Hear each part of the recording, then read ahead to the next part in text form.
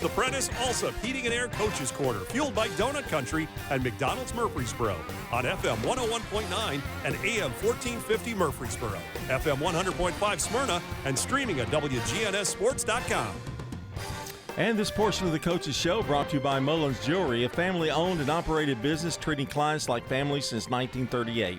Jewelry design, repair, and a wide selection of great jewelry pieces online at mullinsjewelry.com. John Dinkins here with you, starting off this morning with Coach Michael Voss of the Riverdale Warriors. And Michael, I know when you think back, it seems like forever since we've talked, but I'm seeing some improvement with your guys. I know it was a tough loss last night, but the last 2 or 3 weeks around Christmas time, it seems that things have gotten a little bit better. No, it has. I mean, we've talked about, one of the things we are is we're a young team. And we played an extremely hard schedule pre-conference. Like, we wanted to make sure that we kind of knew what we were getting into. It was probably, again, a little bit over-scheduled on my part because we played a lot of good teams. I mean, you look, we played about 4 or 5 top 10 teams in different classes throughout the year so far. But the one thing that we did, again, was we've kind of stuck together, and guys have done a great job of not letting it just tear a team apart, because there's a lot of people that would have kind of quit, and that's kind of the way kids go these days. And it's a testament to our guys that they've sat there and stayed the course and done what they needed to do. And because of it, we get that first win against Clarksville Northeast. We kind of figured out how to do it in overtime, and then after that, we get a win against Giles, and then that first district win against Siegel, and life's feeling a lot better now. Let's talk about a little bit about that Siegel game. I know they're really good. Mm-hmm. I mean, how did you combat that, and what was clicking for you that night? Because it was a close game. Well, it was. I mean, it ends up being a 1-point game. We were up 3 with 10 seconds left, and they got they got a tip in at the buzzer that just cut it to 1. But it was one of those things where we came out, we played well. I mean, we did. We rebounded it, which was what we didn't do last night. We rebounded it well in the Siegel game. We shot it well in the Siegel game, and we made a lot of good decisions in that game. And we've got 3 guys that, in Wayman and Malik especially, that Malik Hicks and Wayman, just they're good being defensive guys, and they sit there and they want to guard you and they want to work. And one of the things I thought we did was, even though he had 20, we made Carter Webb kind of work for everything in that game. Lyles had a good game against us as well, but they both had to work for everything that they got. And I thought we defended really, really well. Going into that, I thought we defended really well against Giles County the game before, and it kind of led to that. But we've made our mark on the defensive end these last few games. I noticed you said, could you see it coming? I mean, really, when you get in a little roll like that, I guess you see it coming. You feel good about it. They feel more confident too. Well, here's the thing, and we talked about this a little bit last night. Is you got to have belief, and when you look at Clarksville Northeast, it's like I told our guys, this guys is the where we're going to break through the wall. Mm-hmm. This is the game that we do it, and after that, once you break through the wall once, it's never easy, but it gets easier, if that makes sense. It's one of those things where, now that you've done it, you find a way to continue to do it. And that's what we did. Was we just found we had 3 really good games where we finished the guys off the way that we were supposed to finish games off. And now, won't that come back now? I mean, I know the loss to Blackman, but yeah, it doesn't leave them now. You've kind of gotten over that one hump. We've got over that one hump. And I told the guys, the one thing that we've got to be aware of now is we've kind of set a tone to start 2025, and people are going to start looking, and they're no longer there's not going to be an overlook factor there. Like, people aren't going to overlook you. They see the tape. Like, I've had so many people talk to me about just how going from game 1 to now, like how much better we've gotten, and we have improved. And again, it's a tribute to our players for sticking in it and doing what we needed to do to get to this point, and it's a tribute to some of my assistant coaches. Jamal Russell, he doesn't get enough credit for what he does for me.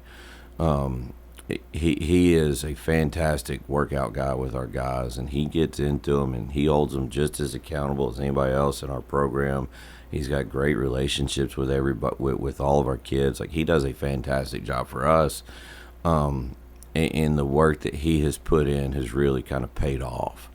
We sat here at the very first, when everything was getting ready to start, and you kind of had a confidence with this bunch. I think you knew it was going to be a struggle early, but I think there was in the back of your mind, and I may be reading it all wrong, but it seemed like you did have confidence in these guys. You thought you had a good group, and things were going to get better, and it looks like that's come to fruition. No, it is. It's one of those things, again, when you look at it. Like, I knew we were going to have a chance to be fine. But when you look at it, football goes 3 weeks, which with the new playoff system now, hopefully we can go 4 or 5 weeks in the playoffs. But that means you're not getting those guys back until Thanksgiving, December. Like you're not getting them back for a while. Yeah. So you get some preseason chemistry going with the guys that you have, but you don't have quite all your pieces that are going to get significant minutes for you because they're out on the football field competing. And then when those guys get back, it's you've got to work them back in with the chemistry, and it basically and it's not their fault. It just disrupts your chemistry for a little bit. Mm-hmm. Like you got to figure it out again. And so we literally have spent 2 months kind of figuring it out. Now, I thought last night we got back to standing a lot, and that's a lot of credit to Blackman for applying.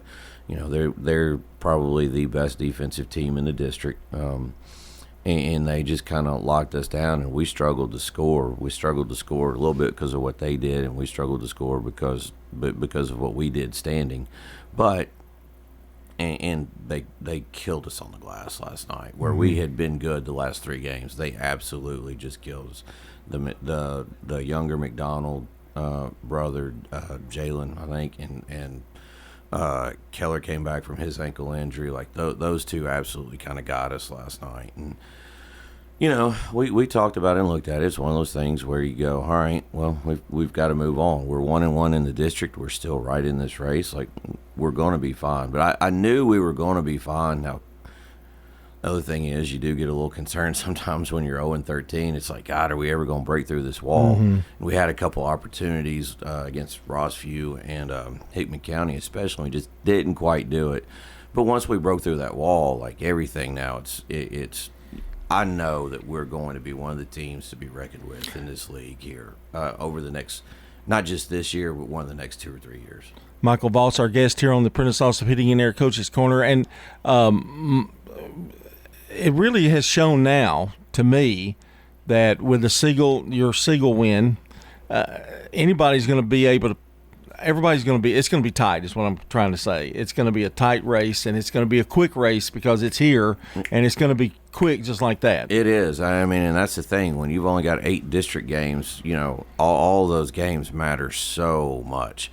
When you're talking about a 5-team league, next year it's going to be a 4-team league with both sides of the county. Like, all those games are so important. Getting that Siegel win right out of the gate was so important for us, just to keep the momentum we had going, going into it, but to also, again, send that message that, hey, like, we're not to be taken lightly. And it does, and proving that all that hard work that we put in has paid off. Like, that's been big for us.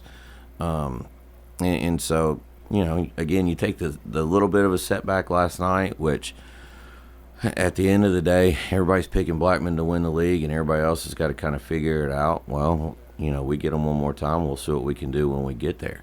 But we've got to handle business against these other district teams when we get our opportunities here over the next couple of weeks. Michael, when you look at the race, I mean, there's Rockville, I mean, there's Oakland, and Oakland has struggled some, but gosh, with it being such a quick turnaround, I mean, you got to be ready to go Tuesday or Monday or whenever you play. But the next game, we got the bye this week, so we play a non-league game this afternoon at Lead, and then Tuesday we are off.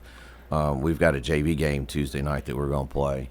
But varsity-wise, we're off on Tuesday. So what we'll do is we're going to play this afternoon, and then varsity's going to have tomorrow and Monday off, and then we'll get back in and get to work on Tuesday, which is kind of nice. Yeah. With Martin Luther King Day, Right. It wasn't intentional; it's just the way it worked out. Yeah. But we've got Oakland coming up, and then Rockville, and I mean we're 2.5 weeks in, and we're going to be through the first round of the district play, and we'll have a pretty good sense and understanding of where we're at. And the thing about each team in this league this year is everybody is so different. Everybody is unique in what they do and who they are. Everybody's got a different style, things that make them successful. So night in and night out, you're never seeing the same thing. That's a great point. And a lot of it does depend on matchups and kind of who you are. Like you look at Oakland, I'm going to really start getting into them tomorrow after we get done with after I take a little bit of a break after our game this afternoon. And you look at them, and they got two guys that can score the ball fairly well. And then I haven't seen a game yet with since Chase Bandy has been back, but I know he's a huge contributor to them. You look at Rockville, and they've got great hands. They get a bunch of deflects. They apply a lot of ball pressure. It's just a bunch of different things at different times, and that's what each night is a completely different game. And some nights you match up well with teams, some nights you don't match up well with teams. That's that was part of last night. Is you look, Blackman may be our worst matchup on paper just because of the size difference and everything. They're totally different. Look. They are. Like, anyway, you don't see that from any other team in our league. And when you see them for the first time, that can be to their advantage, but maybe you take advantage of the next time you see them. Michael, I got to let you go, but good luck. It's going to be a great race, I think, this next 2 or 3 weeks. So it is. Appreciate it, John. Yeah, get your helmet on. Be ready, because here they come.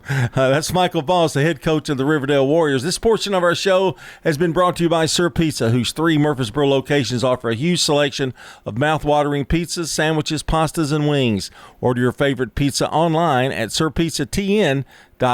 And up next, it's Omar Smith of the Smyrna Bulldogs. Did you know that participating in Murfreesboro Special Census could help bring more funding to our city?